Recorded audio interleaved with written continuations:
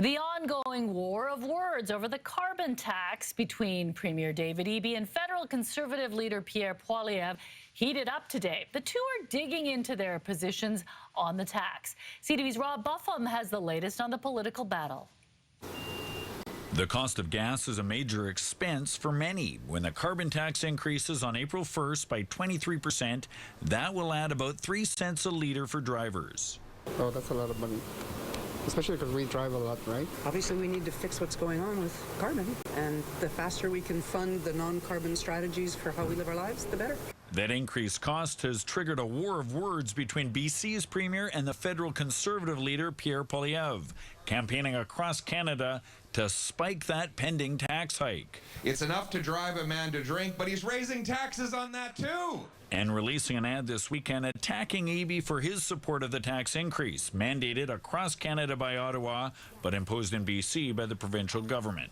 On Friday, Eby responded to a letter Poilievre sent him, calling on the Premier to join 7 other premiers in opposing the tax hike.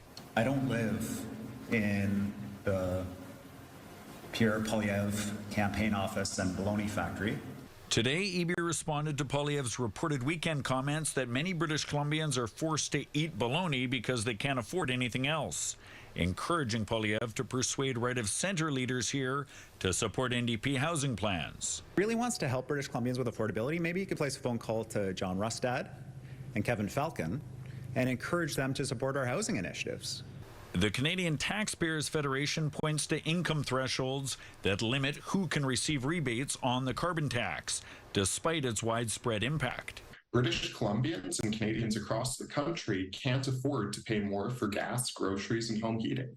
Meanwhile, Poilievre's theme, one both BC United and the BC Conservatives have been pushing for in BC for months. Trying to outcompete themselves on who opposes this carbon tax more. A tax the Premier and Prime Minister have both maintained is going up in 2 weeks. And Rob Buffum joins us live from Victoria. Rob, how much of an impact will this pressure from Pierre Poilievre have on BC's policies? That's a good question, Mi Jung. So far, it is an issue that both BC United and the BC Conservatives have been hammering for months, as recently as last week during question period. And so far, that pressure doesn't seem to have made a difference. So it's hard to imagine that Pierre Poilievre would either. There was an opinion poll out today by Angus Reid showing that the NDP's voter intent was still at about 43% compared to 22% respectively for both BC United and the BC Conservatives. 7 premiers across the country so far have indicated they don't want to see this tax hike, but thus far that kind of pressure has not moved the needle here in BC. Mi Jung. Thank you, Rob.